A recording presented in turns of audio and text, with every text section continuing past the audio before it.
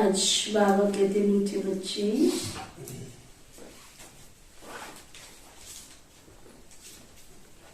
तुम पीस स्थापन करने के निमित्त हो।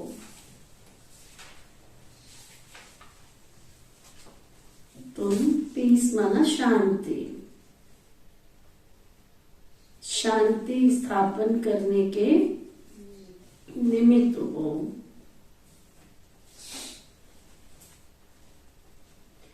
इसलिए बहुत बहुत पीस में रहना है।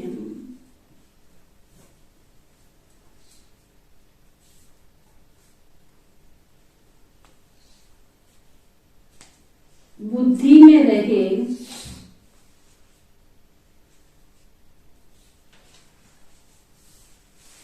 कि हम बाप के एडॉप्टेड बच्चे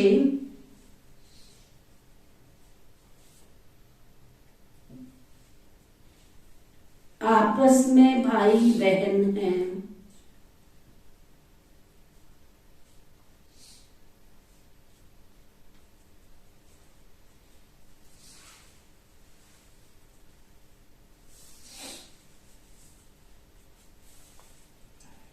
फिर बाबा पूछ रहे हैं, पूरा सरेंडर किसे कहेंगे?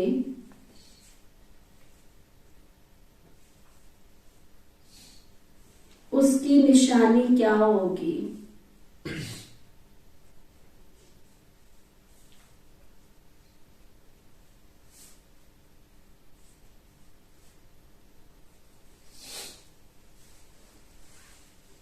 पूरा बाबा के पास सरेंडर बुद्धि,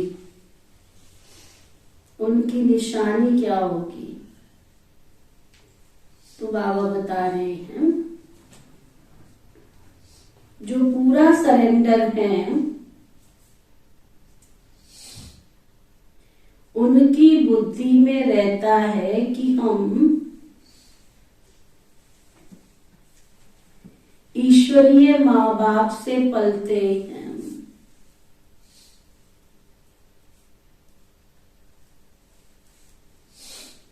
बाबा ये सब कुछ आपका है,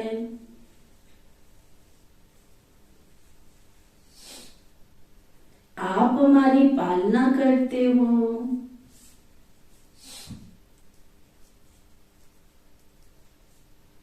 भले कोई नौकरी आदि करते हैं,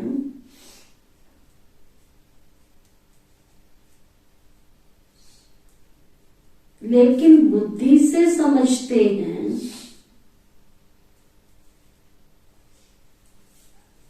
कि ये सब कुछ बाबा के लिए है।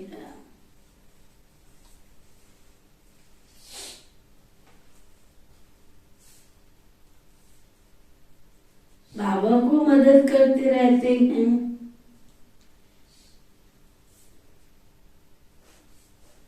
उससे इतने बड़े यज्ञ की कारोबार चलती,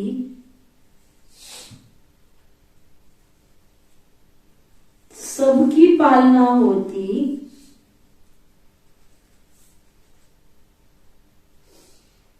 ऐसे बच्चे भी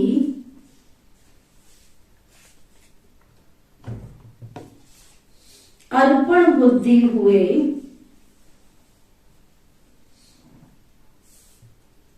साथ साथ पद भी ऊंचा पाने के लिए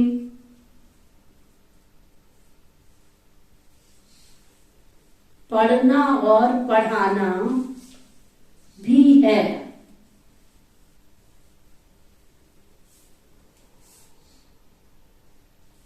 शरीर निर्वाह अर्थ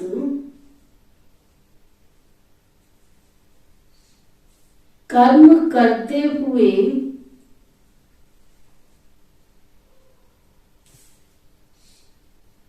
बेहद के माता पिता को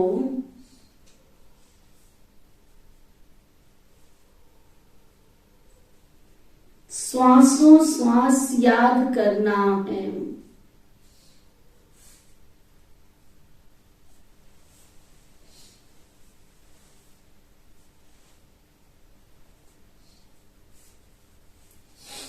समझ आया? सरेंडर का मतलब ये नहीं कि आश्रम पे आके सरेंडर हो गए, बस सरेंडर है। चाहे आश्रम में रहते हैं चाहे घर में रहते हैं, घर में रहते हुए भी सब कुछ बाबा का है और बाबा का समझकर यूज करना। ये नहीं है कि हाँ कहते तो है बुद्धि से बाबा का है और हाथ दुनियादारी में जाता है, ऐसे नहीं। जो बाबा का है सो बाबा का, ईमानदारी से बाबा की सेवा में तन मन धन लगाते हैं। गीत है ओम नमो शिवाय, ओम शांति। ये गीत तो है गायन, वास्तव में महिमा तो सारी है। ऊंचे ते ऊंच परम पिता परम आत्मा की, जिसको बच्चे जानते हैं और बच्चों के द्वारा सारी दुनिया भी जानती है। बच्चे भी जानते हैं, बच्चों के द्वारा सारी दुनिया भी जानती है कि मात पिता हमारा वही है। अब तुम मात पिता के साथ कुटुंब में बैठे हो। कहाँ बैठे हो? ये क्या है? हमारा है कुटुंब है। हम तो समझते हैं, कोई समझे है हमारा परिवार है ना, डिवाइन परिवार है। शालीनता से चलो, हंसो बोलो, मना थोड़ी है, हंसना भी है बोलना भी है। बाबा क्या कहता है? रॉयल्टी से, रमणीकता के साथ में, बाहर मुक्ता के साथ में। हंसने को मना थोड़ी। देखो बाबा बैडमिंटन खिलाते थे, है ना, बच्चों को पहाड़ी पर ले जाते थे, फिर बैडमिंटन खेलते थे, और बाबा भी हंसी करता था। एक बार पता है क्या किया बाबा ने? बाबा ने मक्खियां बहुत थी, तो बाबा के पास मक्खी मारने वाला नहीं, प्लास्टिक का आता है, ऐसे से मक्खियां मर जाती है उससे। तो मक्खियां मार के वो इकट्ठे हो गई, उसको पुड़िया बनाया, और पुड़िया बना के 2 डिब्बे भेजे बाबा ने। एक टोली थी और एक वो कौन सी दीदी का नाम नहीं याद आ रहा। दादी जी के लिए, जानकी दादी के पास जानकी दादी के पास लिफाफे में भेजा। जानकी दादी के पास लिफाफे में। क्या करती हो? क्या मारती रहती और सारा दिन क्या करती रहती हो? मक्खियां मारती रहती हो। पहले पूछा सेवा करती हो? सारा दिन मक्खियां मारती हो। तो बाबा ने लिफाफे में मक्खियां जो मरी हुई थी ना, डाल के दादी जानकी के पास भेज दिया है। और फिर कहा सारा दिन बैठ करके मक्खियां मारती रहती हो, सेवा नहीं करती है। तो बाबा रमणीक बात थे। रमणीकता ऐसे थोड़ी हमारा ज्ञान कोई साधु सन्यासी जो मौन व्रत धारण कर लेंगे हम। हंसना है, बोलना है। बस बाबा कहते थे आपके चेहरे से जो हंसी दिखाई दे ना, वो देवताओं वाली हंसी होनी चाहिए। रावण वाली हंसी नहीं, जोर जोर से ठहाका मारना, वो नहीं, वो बाबा को पसंद नहीं था। बाबा कहते थे देवता क्या करते हैं? स्माइल देते हैं। देवी देवताओं के चेहरे पर ऑलवेज स्माइल होती है। कोई भी देवी देवता का चेहरा देखो आप, सबके चेहरे पर स्माइल होती है ना। और आप मूर्ति बाजार में खरीदने जाओ, ऐसे करके मूर्ति होगी, उसकी वैल्यू कितनी होगी? जैसी जैसी मूर्ति होगी ना, और जो मूर्ति स्माइल वाली होगी, फेस फीचर्स अच्छे होंगे, उसकी वैल्यू भी ज्यादा होगी। तो वो बाबा कहते बच्चे हम संगम युग में देवता हैं, ये हमारा डिवाइन फैमिली है, ईश्वरीय कुटुंब है हमारा। क्या कितना बड़ा परिवार है? माता पिता बहन भाई। यहाँ ना कोई चाचा है, ना यहाँ कोई काका है, ना कोई मासी है ना। ऐसे आपस में रिश्ता जोड़ लेते ना, तू मेरा काका है, तू मेरी काकी है, तू मेरा चाचा है, तू मेरी चाची है। कहीं आके हमको भी कहते हैं दीदी हम आपके भाई हैं। हाँ भाई हैं। हमने कब कहा भाई नहीं है? तो आप अपना भाई तो समझते नहीं हो हमको। मैंने कहा कैसे नहीं समझते? भाई हो ना। तो भाई का मतलब ये थोड़ी है कि तुमको लौकिक की तरह से व्यवहार करेंगे हम। भाई हो, आत्मिक रीति से भाई हो। लौकिक रीति की तरह से तुम्हारे साथ थोड़ी हम उठेंगे बैठेंगे, है ना। तो ऐसे भी कईयों को गलत फहमी कि आप विश्वास तुम्हारे ऊपर करते नहीं हो। मैं कहा विश्वास तो मैं अपने शरीर पे भी नहीं करती, तुम तो क्या करूंगी? राइट है कि नहीं है? विश्वास तो मुझे अपने शरीर पर ही नहीं है, तुम्हारे पर क्या विश्वास करूंगी मैं? जिस शरीर को मैं सुबह से लेकर शाम तक अच्छी परवरिश दे रही हूँ, फिर भी शरीर समय पर क्या करता है? हाँ, दे ही देता है ना। तो फिर मैं तुम्हारे पर क्यों विश्वास करूं? हाँ, विश्वास का मतलब ये थोड़ा ही होता है नियम में चलो, मर्यादाएं में चलो। बाबा ने हमें उठना कैसा अमृत वेले से सिखाया है। बच्चे तुम्हें उठना कैसे? अमृत वेले की मर्यादा बाबा ने सिखाई है।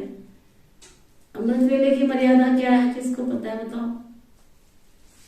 अमृत वेले की मर्यादा यही नहीं पता। अमृत वेले की मर्यादा नहीं पता।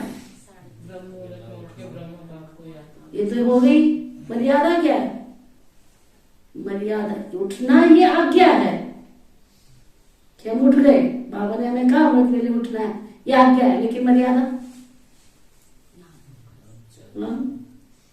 हाथ मुंह धुलाई करके, अगर लैट्रिन गए हैं तो नहा के, अगर नहीं गए हैं तो हाथ मुंह धुलाई करके, पेस्ट ब्रश करके, बिल्कुल साफ सुथरा होके, और अगर घर में बाबा का कमरा है तो बाबा के कमरे में, अन्यथा ड्राइंग रूम है, किचन है, छत है, जिस कमरे में सो रहे हो वहां पर बैठकर बाबा ने कभी आज्ञा नहीं दी है कि तुम योग करो।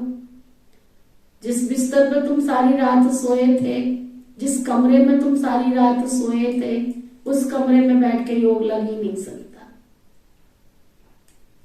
तो ये मर्यादा बाबा ने सिखाई है कि अमृत वेले उठकर हाथ मुंह धुलाई करके, फ्रेश होकर, फिर एक पर्टिकुलर आसन लगा के, नहीं नीचे बैठ सकते तो कुर्सी पे बैठो, सोफे पे बैठो, लेकिन अलग स्थान पर जहां पर सोने का वातावरण नहीं है, साफ सुथरा वातावरण है। इसलिए देखो पुराने जमाने में लोग क्या करते थे, किचन में भी बैठ करके माला फेरते थे। किचन क्योंकि साफ सुथरी होती थी, रात को साफ सुथरी होके सो के बिल्कुल साफ सुथरा करके सोते थे। आजकल तो छोड़ देते हैं ना जूठन वाली किचन, तो वो भी नहीं सुची है।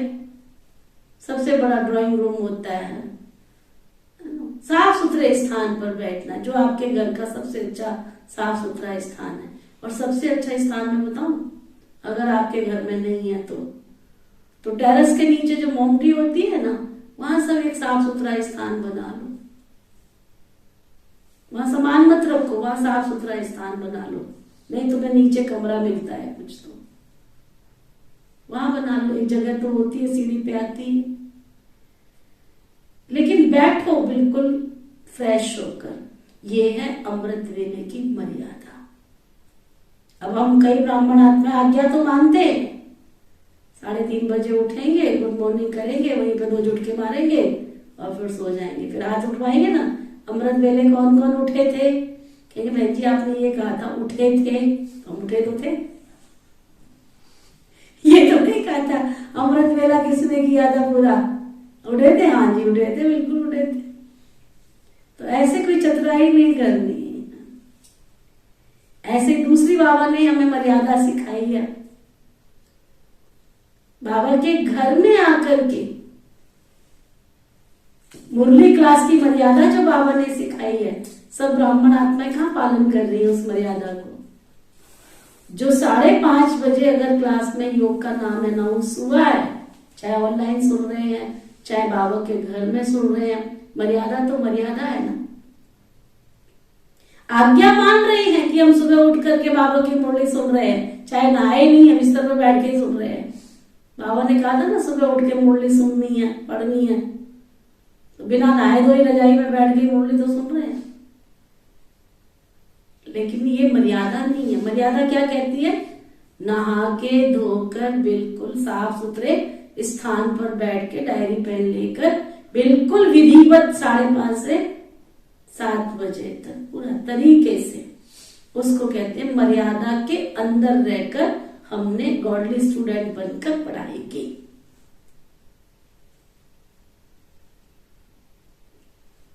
तो हम कहाँ मर्यादा पालन कर पा रहे हैं। इसी तरह से बाबा ने अन्न शुद्धि की मर्यादा दी है हमको।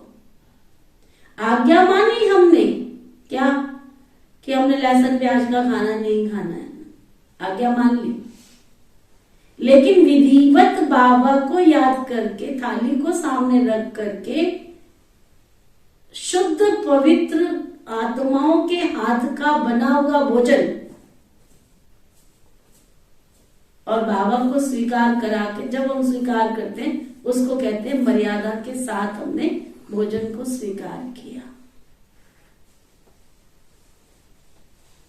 तो ऐसे आज्ञा और मर्यादा, नियम और मर्यादा, संयम और मर्यादा, ये सारी चीजें जुड़ी हुई होती है। तो हम कहीं आधा फॉलो कर लेते हैं, आधा नहीं करते, आधा कर लेते हैं, नहीं करते हैं, तो इसीलिए तो फिर ऊंचे नीचे नंबर हो जाते हैं। तो वो बाबा सिखा रहे हैं, ये तुम्हारा क्या है, अब तुम माता पिता के साथ कुटुंब में बैठे हो, है ना।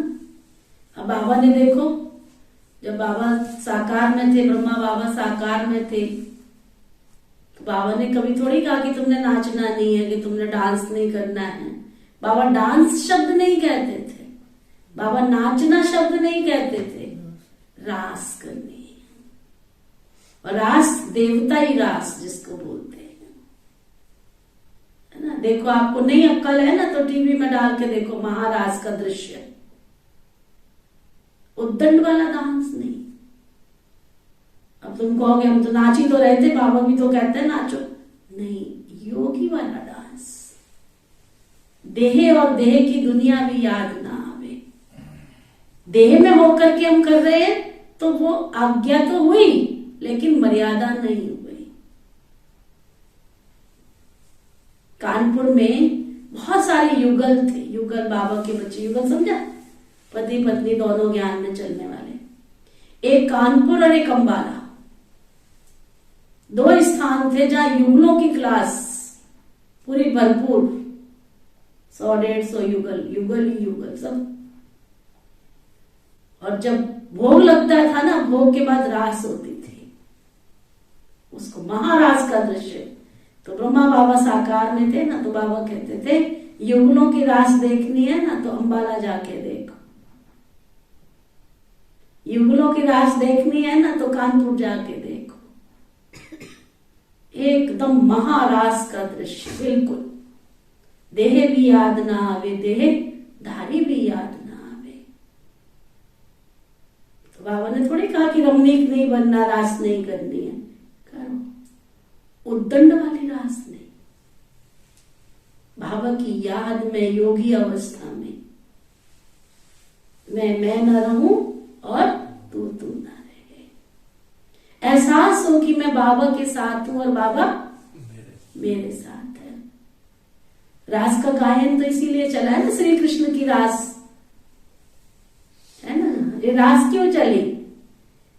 सारे गोप और गोपियां तपस्या कर रहे थे, तो सबने क्या कहा, सुनाया है ना मैंने कई बार। गोप तपस्या कर रहे थे साधु के वेश में, वहां पर भगवान पहुंचे और कहा कि मैं तुम्हारी तपस्या से बहुत खुश हूं, वरदान मांगो। तो बोला भगवान हमें कुछ भी नहीं चाहिए, हम सब कुछ तृप्त है, सिर्फ हमें तो आपका हाथ और साथ चाहिए। भगवान ने कहा है वरदान मांगो, तो भगवान तो पीछे नहीं हट सकता है। अब कितने सारे गोप गोपियां तपस्या कर रहे थे, है ना, तो उन भगवान को क्या कहना पड़ा, तथास्तु। गोपियां भी तपस्या कर रही थी साधु के वेश में, उनको भी कहना पड़ा तथास्तु।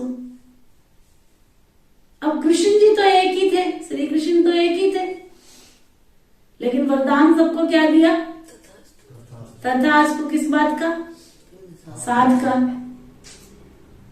तो राधा भगवान को पूछती है, कृष्ण जी को, भगवान मुझे समझ नहीं आया, हो तो आप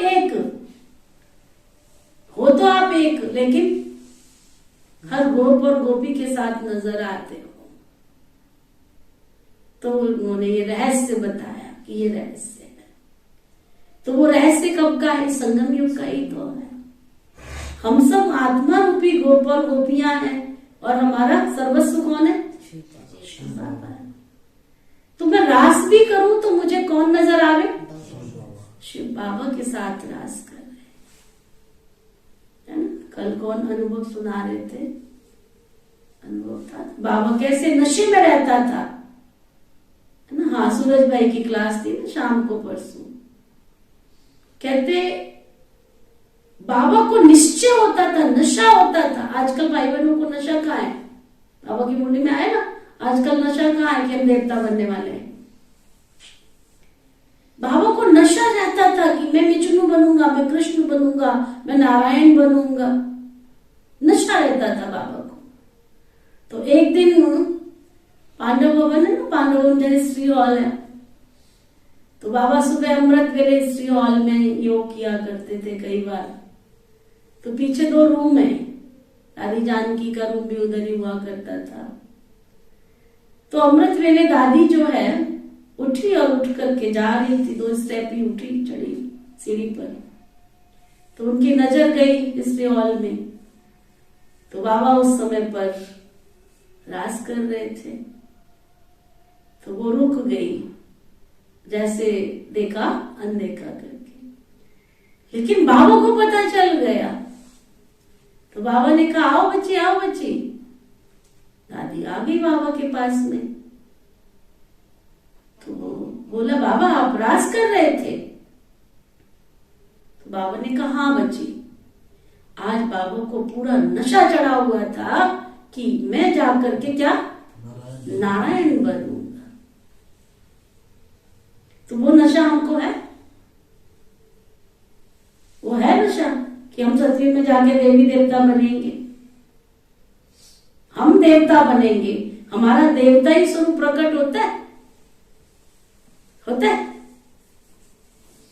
कोई यहाँ शांति लेने आ रहा है, कोई यहाँ पे खुशी लेने आ रहा है, कोई यहाँ पे प्यार लेने आ रहा है, कोई अपने घर की मन्नतें पूरी करने आ रहा है। नहीं, मैं देवी देवता हूं, सबको प्यार देने वाला, सबको शांति देने वाला, सबको खुशी देने वाला, सबकी मन्नतें पूरी करने वाला तो मैं ही हूं। उस कॉन्शियस में पुरुषार्थ करो तो कितना अंतर आएगा। मैं मंगता नहीं हूं, मैं कौन हूं? देवता हूं, देने वाला हूं। तो वो बाबा हमको पुरुषार्थ करना सिखाते हैं, ठीक है। अब तुम माता पिता के साथ कुटुंब में बैठे हो, श्री कृष्ण को तो माता पिता कह नहीं सकते, भल उनके साथ राधे भी हो तो भी उनको माता पिता तो नहीं कहेंगे ना, क्योंकि वह तो प्रिंस प्रिंसेस है ना।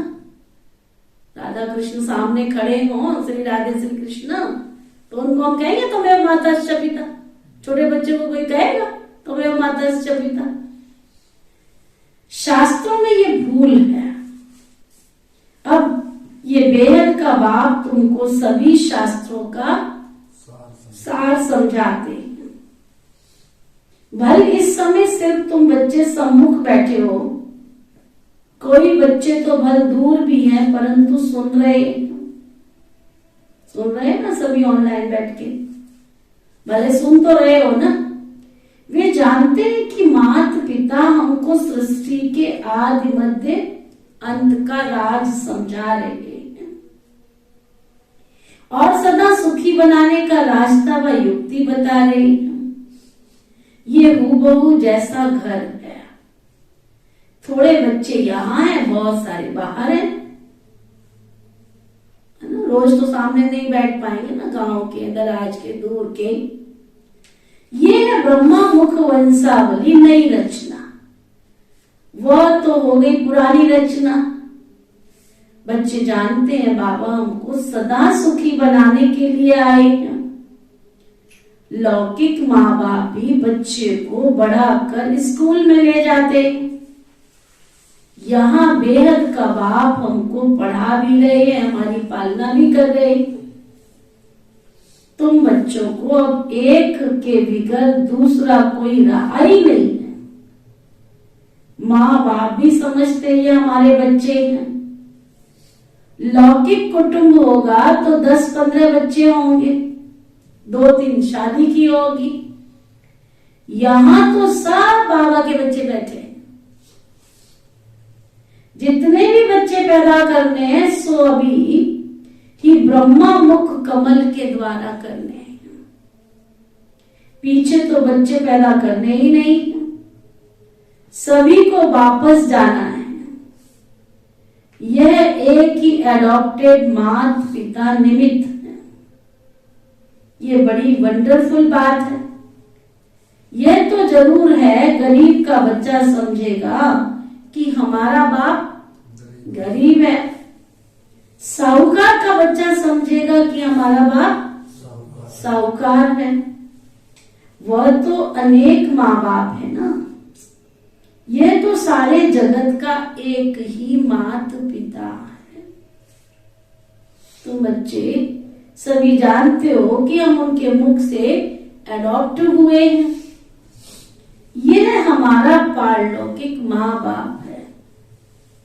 ये आते ही पुरानी सृष्टि में जब मनुष्य बहुत बहुत दुखी होते, बच्चे जानते हैं कि हमने इस पारलौकिक माता पिता की गोद ली है, हम सब आपस में भाई बहन हैं, दूसरा तो कोई हमारा संबंध नहीं है। तो भाई बहन को क्या क्या आती समझ की नहीं आ रही है। भाई बहन को आपस में बहुत मीठा, अंडरलाइन करो। कोई सामने वाला ओम शांति करे, हम ऐसे कर रहे, ये कौन सा तरीका है भाई? बोलने के लिए थोड़ी मना किया, ओम शांति करने के लिए थोड़ी मना किया है। लिखो पूरी बात, देखो बाबा क्या समझा रहे हैं। तो भाई बहन को आपस में बहुत मीठा, बहुत रॉयल बात करो। तुम्हारी शांति ओम शांति जो की है ना, वो ओम शांति की आवाज दूसरे को भी सुनाई ना पड़े, तब कहते हैं शांति की स्थिति में रह करके ओम शांति,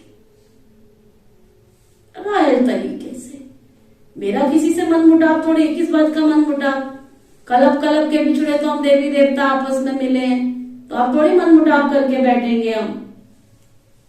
अब थोड़ी हमारी 90 के एंगल में गर्दन घूमनी चाहिए किसी को देख करके, वो तो दुनिया वाले घुमाते हैं, है ना। तो बाबा कहते, तो भाई बहन को आपस में नंबर 1 बहुत मीठा, number 2 royal, number 3 peaceful, number 4 knowledgeful, number 5 blissful बनना चाहिए। जबकि तुम शांति स्थापन कर रहे हो, तो तुमको भी तो शांति में रहना चाहिए ना। बच्चों को ये बुद्धि में होना चाहिए ना, बच्चों को ये बुद्धि में होना चाहिए कि हम पारलौकिक बाप के एडॉप्टेड बच्चे हैं,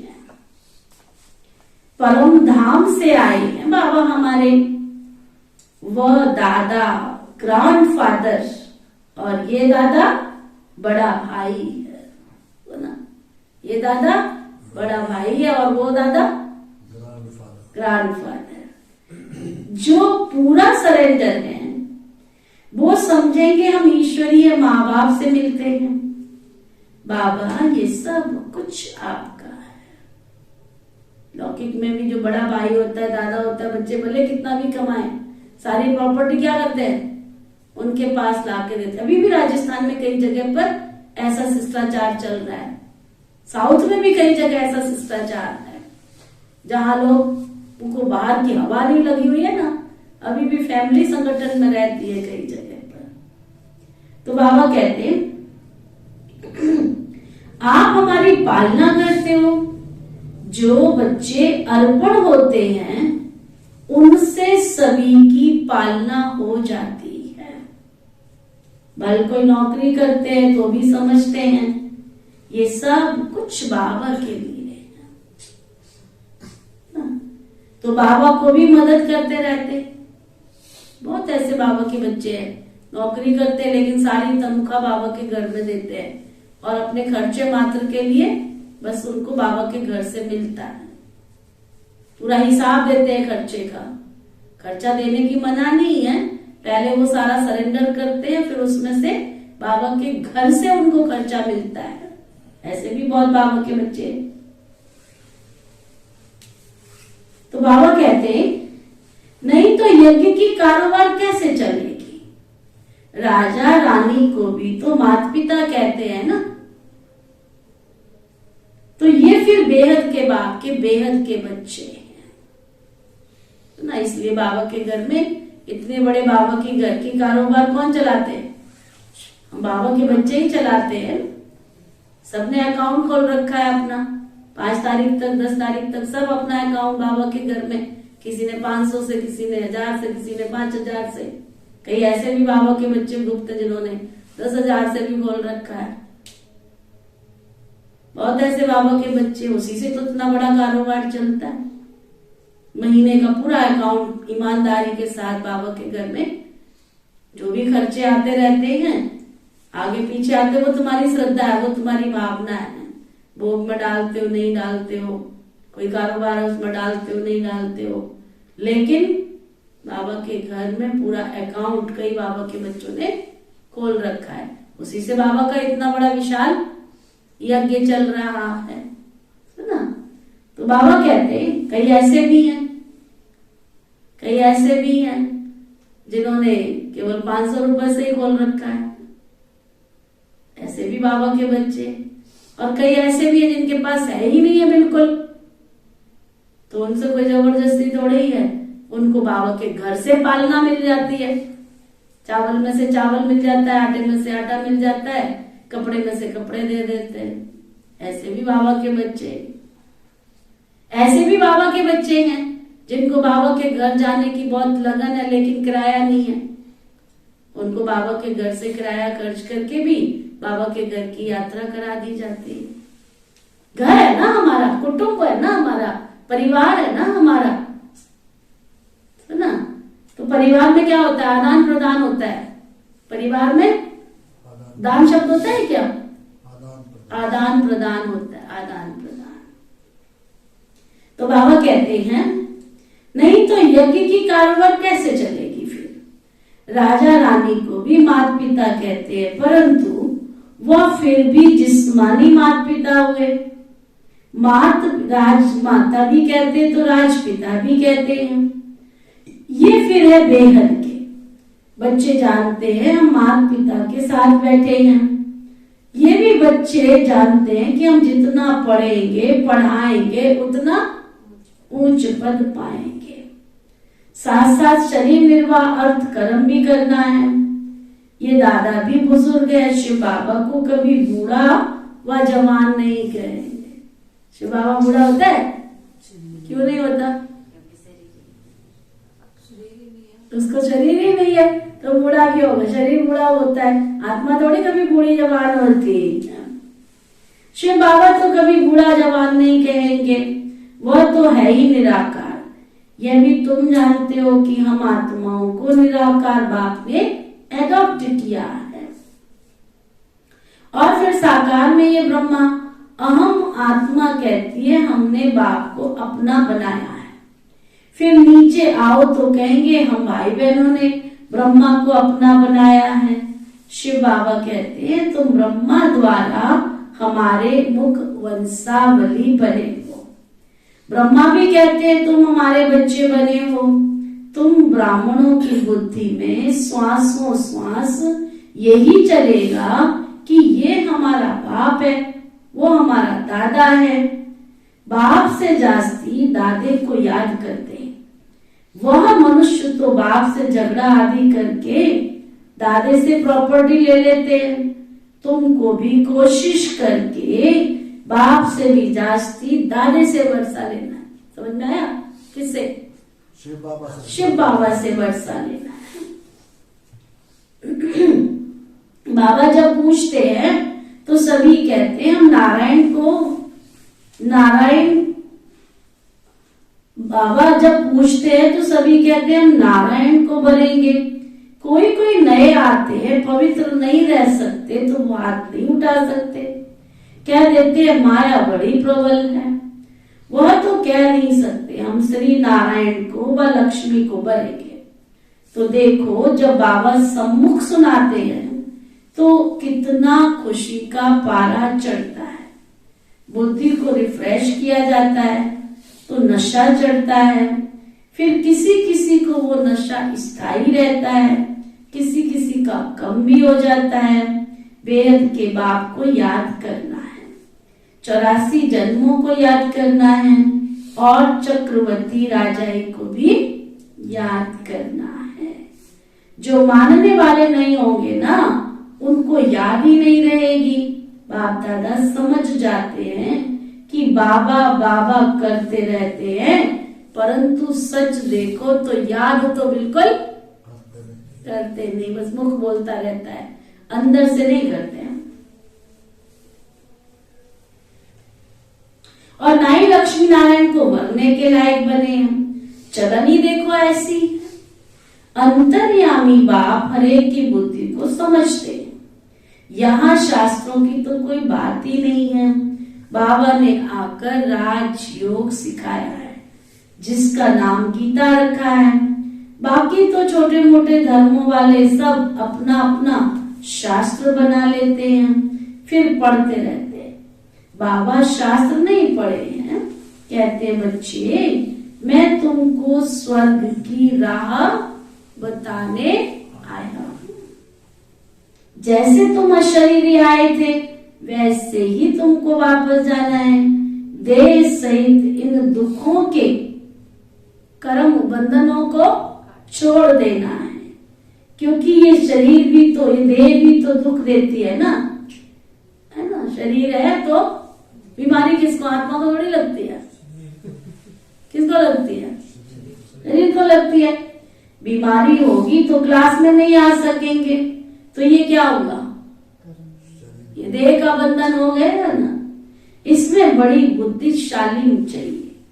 पहले तो निश्चय चाहिए कि बरोबर बाबा स्वर्ग की रचना रचते हैं। अभी तो है ही नर्क। जब कोई मरता है तो कहते स्वर्ग गया, तो जरूर स्वर्ग, बाबा कहते पहले नर्क में था ना। परंतु ये भी तुम अभी समझते हो, क्योंकि तुम्हारी बुद्धि में स्वर्ग है। बाबा तो रोज रोज नए नए तरीके से समझाते रहते हैं, तो तुम्हारी बुद्धि में अच्छी रीति बैठे। हमारा बेहद का माता पिता है, तो पहले बुद्धि एकदम ऊपर चली जाएगी। फिर कहेंगे इस समय तो बाबा आबू में है। जैसे यात्रा पर जाते हैं तो बद्रीनाथ का मंदिर ऊपर रहता है, पंडित ऊपर ले जाते हैं। बद्रीनाथ खुद तो चलने के लिए नहीं आता है ना, क्या हमें पुरुषार्थ करके जाना है ना। अगर पंडे लोग भी हैं तो भी वो लेके जाते हैं ना, ये थोड़ी कि बद्रीनाथ जी खुद आ जाते हैं लेने के लिए। मनुष्य पंडा बनते हैं तो शिव बाबा खुद आते हैं परम धाम से, कहते हैं हे आत्माएं तुमको शरीर छोड़कर शिवपुरी में चलना है, जाना है। वह निशाना याद तो जरूर रहेगा ना। वह बद्रीनाथ चैतन्य में आकर बच्चों को साथ ले जाए, ऐसा और कोई हो नहीं सकता। कितने भाग्यशाली हैं हम। दुनिया में लोग बद्रीनाथ केदारनाथ की यात्रा करते हैं तो वहां दुनिया के पंडे उनको साथ ले जाते हैं, और यहाँ खुद शिव बाबा हम बच्चों को साथ ले चलने के लिए आए पंडा बनकर। तो बाबा कहते बद्रीनाथ चैतन्य में आकर बच्चों को साथ ले जाए, ऐसे तो हो नहीं सकता। यहाँ तो तुम यहाँ के रहवासी हो ना। परम पिता परमात्मा कहते हैं मैं परम धाम का रहवासी हूँ और तुमको साथ ले जाने के लिए आया हुआ हूँ। सुना कितनी बड़ी बात है। श्री कृष्ण तो ऐसे कह ना सके। रुद्र शिव बाबा कहते हैं ये रुद्र यज्ञ रचा हुआ है। गीता में भी रुद्र की बात लिखी हुई है। वह रूहानी बाप कहते हैं मुझे याद करो। बाबा ऐसी युक्ति सिखाते हैं जो जब विनाश हो तो तुम आत्मा शरीर छोड़ सीधा बाबा के पास चले जाएंगे।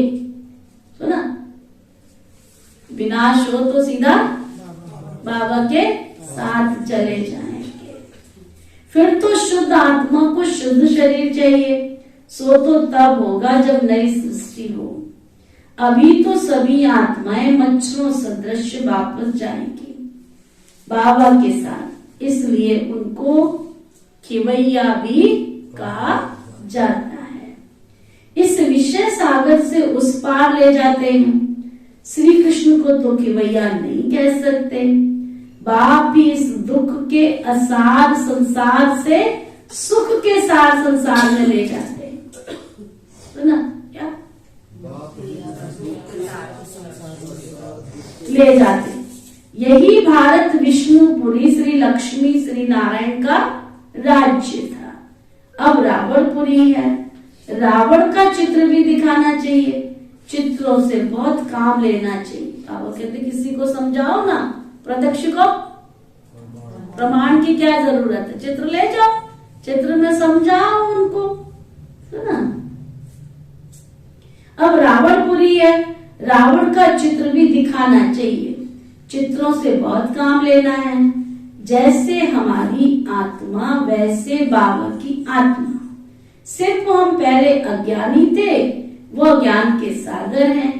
अज्ञानी उसको कहा जाता है जो रचता और रचना को नहीं जानते।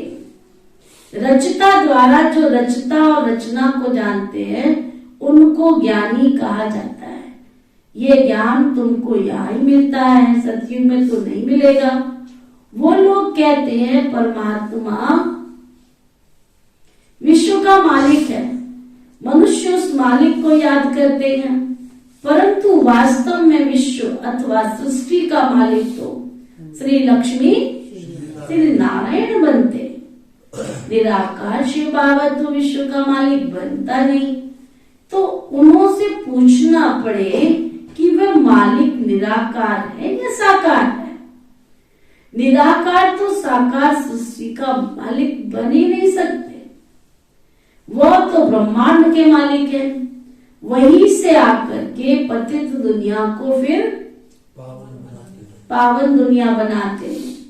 खुद दुनिया का मालिक नहीं बनते, उनका मालिक तो श्री लक्ष्मी श्री नारायण बनते हैं। तो बनाने वाला तो कौन है? बनाने वाला कौन है? एक बेहद का बाप। ये बड़ी गुह्य बातें हैं समझने की। हम आत्मा भी जब ब्रह्म तत्व में रहती है तो ब्रह्मांड के मालिक होती है। जैसे राजा रानी कहेंगे हम भारत के मालिक है, तो प्रजा भी कहेगी हम भी मालिक है। फिर बाबा आकर के मनुष्य सृष्टि रचते हैं, कहते हैं मुझे इस पर राज्य नहीं करना, मनुष्य नहीं बनता हूं मैं तो ये मनुष्य सृष्टि रचने आया हूं, इस शरीर का लौट लेता हूं, तुमको सारी सृष्टि का मालिक बनाए राजयोग सिखाता हूं ना, राजयोग सिखाता हूं। तुम जितना पुरुषार्थ करेंगे उतना ऊंच पद पाएंगे। इसमें क्या क्या क्या इसमें पुरुषार्थ में क्या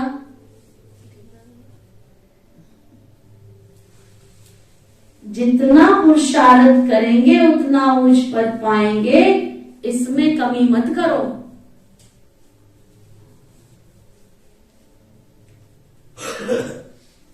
क्या समझे शोभा रानी? संकल्पों में बड़ी ताकत है। तो आप पुरुषार्थ नहीं करते तो आपको नहीं आता कि हमारे संकल्पों में ताकत कहाँ चली गई। देखो बरसात में भी वंडरफुल सोल है। सारे वर्ष मैं कहती रहूंगी शोभा क्लास का योग तो कर लिया कर, क्लास की मर्यादा तो पालन कर लिया कर। देखो ज्ञानचंद भाई लेट हो गए, आज बरसात के कारण हो गए होंगे, लेकिन है 5 मिनट लेट वही कह रही हूँ ना मैं, लेकिन ये आ गई टाइम से 5 मिनट लेट ये आ गई टाइम से। बरसात हो रही थी बाहर, छाता लेके आई थी। देखो संकल्पों में पावर है ना। ये देखो ये बैठी रहो, संकल्पों में पावर है ना कि मैंने क्लास करनी है जनवरी मास, पता नहीं फरवरी में क्या करना है, पर क्यों उठना है। हमारे संकल्पों में पावर, हम संकल्प करते तो तुम इसका मतलब सृष्टि पर आए हुए भगवान ने जो संकल्पों से सृष्टि रची उन संकल्पों में स्थिरता ला देते हो। संकल्प पावरफुल है तो सब कुछ सहज हो जाता है। आज मैं 2 मिनट लेट भी हुई थी, पता नहीं कैसे टाइम पे पहुंची, बाबा जाने छाता ढूंढने में 2 मिनट तो लगे थे। सुना, तो ये भी देखो संकल्पों में कितनी पावर है। तो आज बाबा क्या कर रहे हैं, क्या कह रहे हैं? बाबा कहते पुरुषार्थ में कमी मत करो। रोटी नहीं खाओ एक दिन चलेगा, मरोगे नहीं। खाना खा के लोग मरे, बिना खाए कोई नहीं मरा आज तक। जिस दिन ज्यादा खा लेते हैं ना उस दिन ही उल्टियां लगती हैं। बिना खा के किसी को उल्टियां लगी हैं? तो खाना नहीं खाओ चलेगा, बिना सो के कोई मरा है?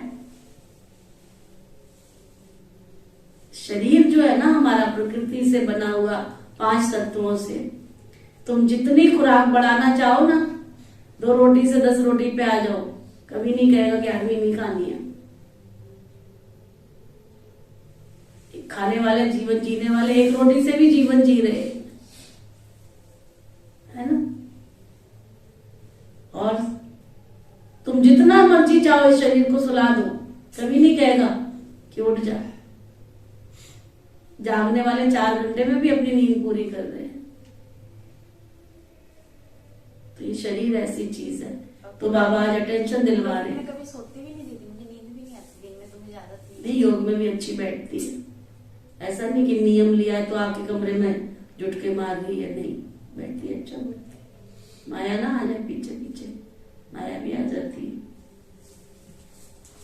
सुना, तो बाबा कहते तुम जितना पुरुषार्थ करेंगे उतना उच्च पद पाएंगे, इसमें कमी मत करो, कमी मत करो। और सब चीजों में कमी कर लो, लेकिन बाबा के घर में तन मन धन समय संकल्प श्वास, इन खजाने में कभी भी कमी मत आने दो। जितना ज्यादा तन लगा सकते लगाओ, जितना मन लगा सकते हो लगाओ, जितना समय दे सकते हो दो, जितना धन लगा सकते। इसके सत्युग स्थापन होने के बाद कौन कहेगा तुमको अकाउंट खोलो? कौन कहेगा धन लगाओ?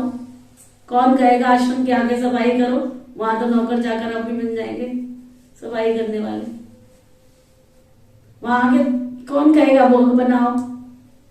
सतयुग में कहेंगे भोग बनाओ, भोग डालो, है ना। सतयुग में तो स्थापित होने के बाद ऑटोमेटिक सब अपनी सीट पर सेट हो जाएंगे। तो इसलिए अभी अपने वाक्य को ऊंचा बना लो। अच्छा,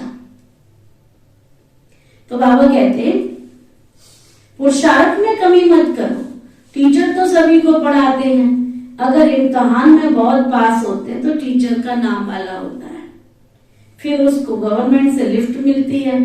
यह भी ऐसे ही है, जितना पढ़ेंगे उतना ऊंच पद मिलेगा। माँ बाप भी खुश होंगे। इम्तिहान में पास होते हैं तो क्या करते हैं?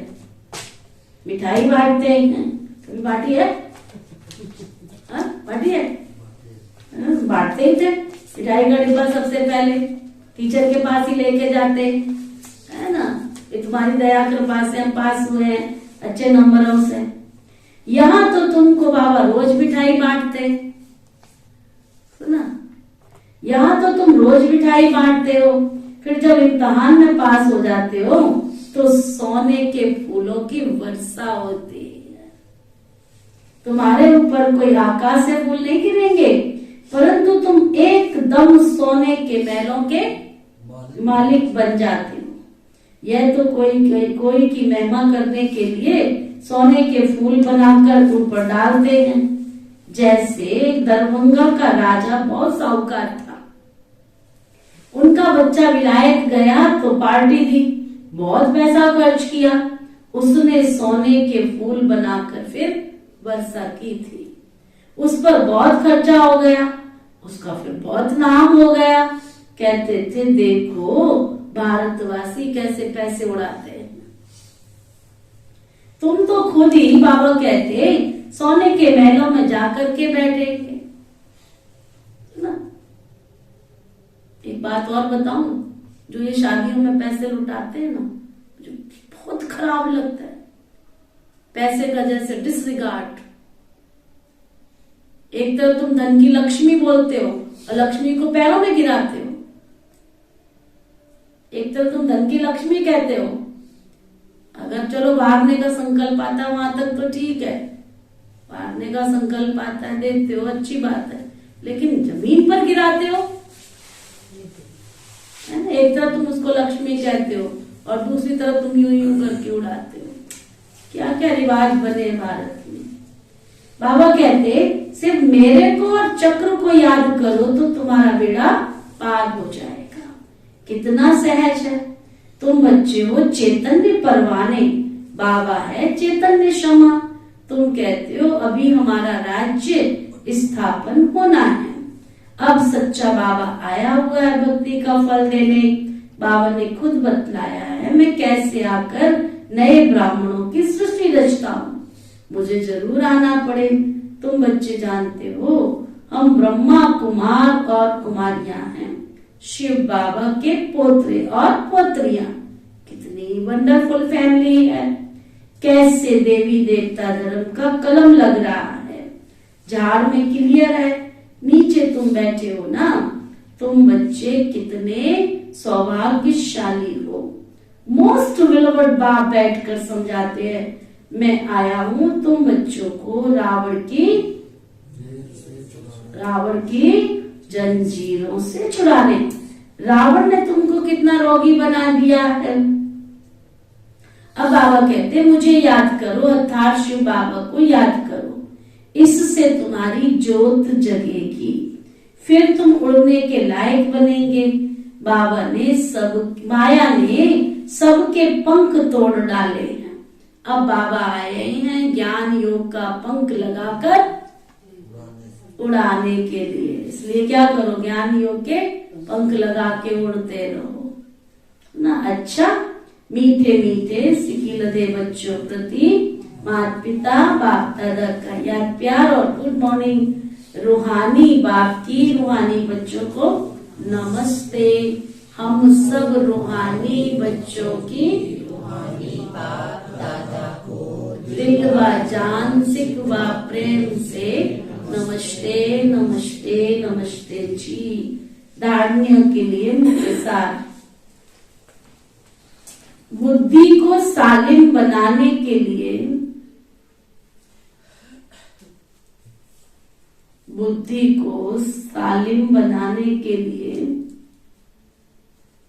देह में रहते देह के बंधन से न्यारा रहना है।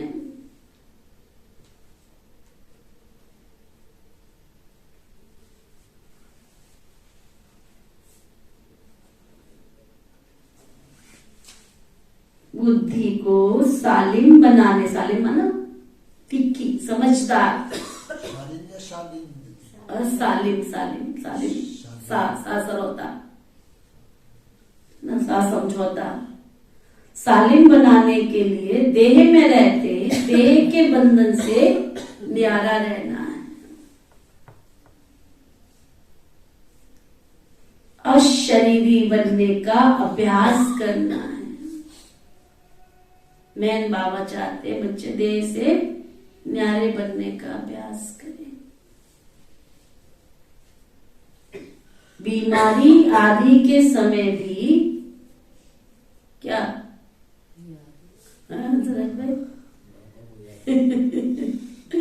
बीमारी आदि के समय भी क्या करो, बाबा की याद में रहना है।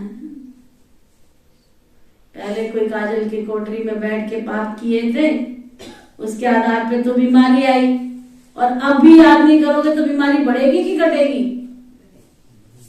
तो इसलिए याद करो बाबा को। पारलौकिक माता पिता के बच्चे बने हैं, इसलिए बहुत बहुत मीठा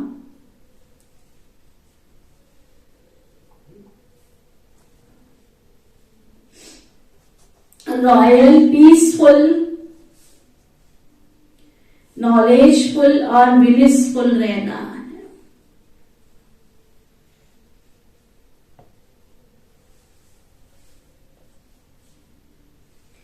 पीस में रह पीस स्थापन करनी है। शांति में रह शांति स्थापन कर ली। वरदान सतगुरु प्यारे बाबा का वरदान, रूहानियत के साथ रमणीकता में आने वाले मर्यादा पुरुषोत्तम भव। रूहानियत के साथ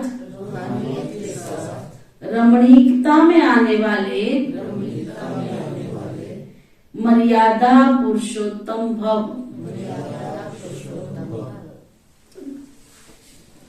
आगे ना सारी मुरली का सार क्या है? रूहानियत के साथ रमणीकता में आने वाले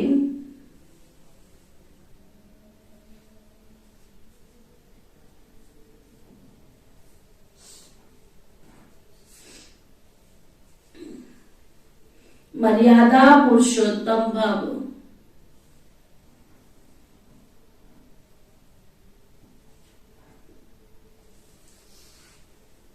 कई बच्चे हंसी मजाक बहुत करते हैं और उसे वो रमणीकता समझ लेते हैं।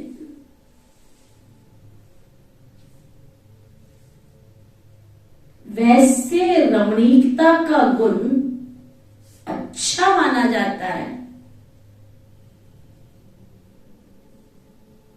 लेकिन व्यक्ति, समय, संगठन,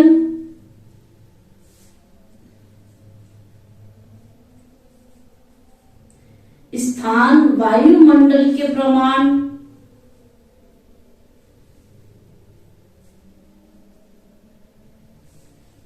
रमणीकता अच्छी लगती है यदि इन सब बातों में से एक बात भी ठीक नहीं। कौन सी बातें? समय, संगठन, स्थान, वायुमंडल। अगर इनमें से एक भी ठीक नहीं तो रमणीकता भी व्यर्थ की लाइन में गिनी जाएगी।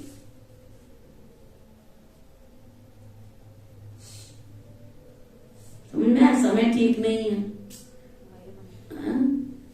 योग की बात चल रही है, जोर जोर से हंस रहे हैं। संगठन, शांति की बात चल रही है तो जोर जोर से आवाज कर रहे हैं। वायुमंडल के प्रमाण, स्थान भी देखा है, कौन से स्थान पर?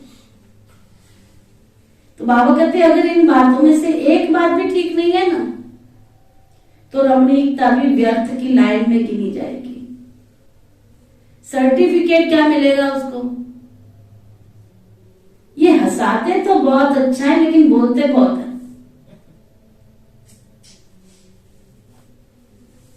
इसलिए हंसी मजाक अच्छा वो है। बाबा देखो हंसी मजाक के लिए मना तो नहीं किया। हंसी मजाक अच्छा वो है जिसमें रूहानियत हो और उस आत्मा का उससे फायदा हो। सीमा के अंदर हमारे बोल हो। सुनो दोबारा, इसलिए हंसी मजाक अच्छा वह है जिसमें नंबर 1 क्या हो? रूहानियत हो। नंबर 2 उस आत्मा का फायदा हो। नंबर 3 सीमा के अंदर सीमित हमारे बोल हो, तब कहेंगे मर्यादा पुरुषोत्तम। स्लोगन, सदा स्वस्थ रहना है तो आत्मिक शक्ति को बढ़ाओ। सदा स्वस्थ रहना है तो आत्मिक शक्ति को बढ़ाओ। आज का अव्यक्ति इशारा, बुद्धि को एकाग्र करने के लिए मन मनावक के मंत्र को सदा स्मृति में रखो। मन मनावक के मंत्र की प्रैक्टिकल धारणा से पहला नंबर आ सकते हो। मन की एकाग्रता अर्थात एक की याद में रहना। एकाग्र होना यही है एकांत। मनसा सेवा करने के लिए एकाग्रता का अभ्यास चाहिए। इसके लिए व्यर्थ संकल्प ना हो, सर्व शक्तियों का अनुभव जीवन का अंग बन जाए। ऐसे बाप परफेक्ट है, जैसे बाप परफेक्ट है ऐसे बच्चे भी समान हों, कोई डिफेक्ट ना हो।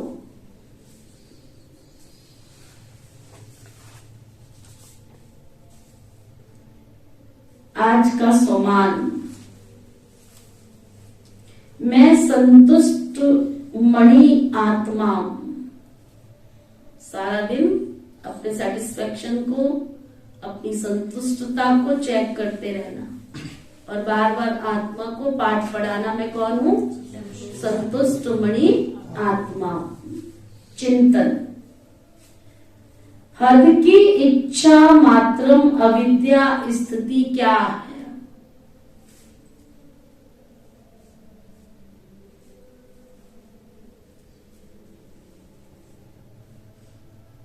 योगाभ्यास, मैं आत्मा ज्ञान गुण शक्तियों से संपन्न हूं।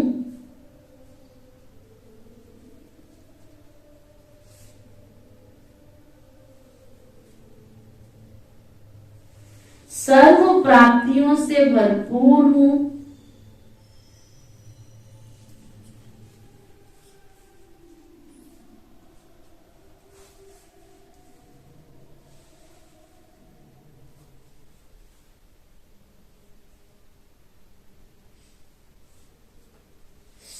की सर्व इच्छाओं से क्या हूं मैं? भरपूर हूं। संतुष्ट मणि बन संतुष्टता की किरणें फैला रही हूं।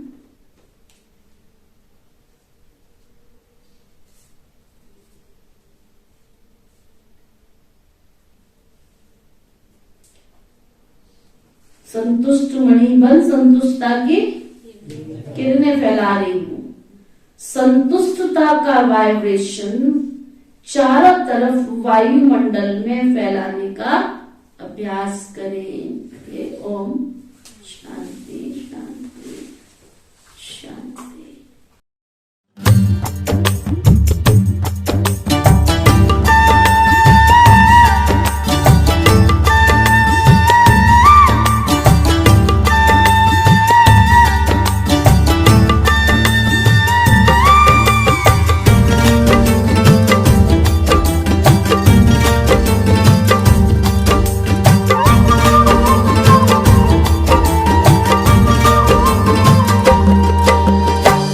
मधुबन की धरनी सजाकर कहाँ छुप गए तुम बाबा?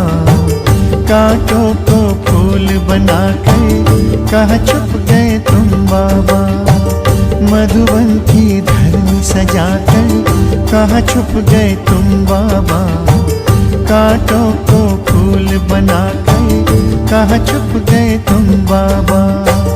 पाया सत्य से तेरा कर पाया ओ बाबा, जीवन हुआ सफल ये मेरा, मिल गई खुशियाँ बाबा। मधुबन की धरनी सजाकर कहाँ छुप गए तुम बाबा? कांटों को फूल बनाकर कहाँ छुप गए तुम बाबा?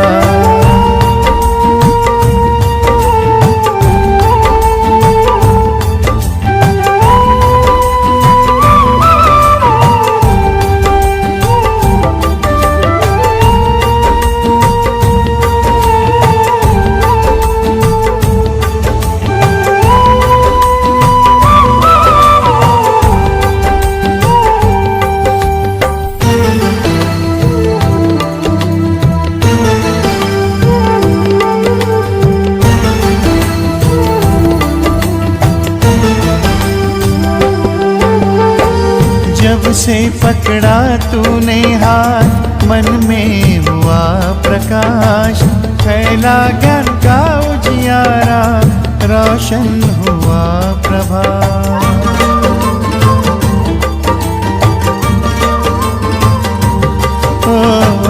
जब से पकड़ा तूने हाथ मन में हुआ प्रकाश, फैला ज्ञान का उजियारा, रोशन हुआ प्रभात। मधुबन के कण से पूछूं साकार रूप अपना दिखा दो, तेरी ही राह चले हम, हमें अपने पास बुला लो। मधुबन की धरनी सजाकर कहाँ छुप गए तुम बाबा, कांटों को फूल बनाकर कहाँ छुप गए तुम बाबा। मधुबन की धरनी सजाकर कहाँ छुप गए तुम बाबा, कांटों को फूल बनाकर कहाँ छुप गए तुम बाबा।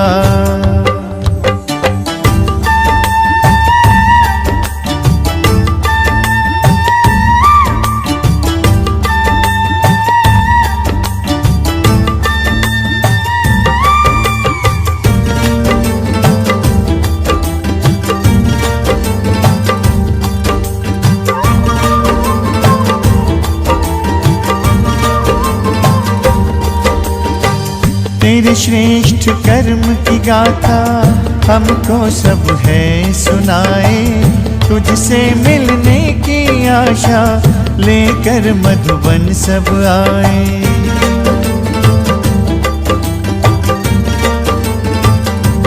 ओ तेरे श्रेष्ठ कर्म की गाथा हमको सब है सुनाए, तुझसे मिलने की आशा लेकर मधुबन सब आए।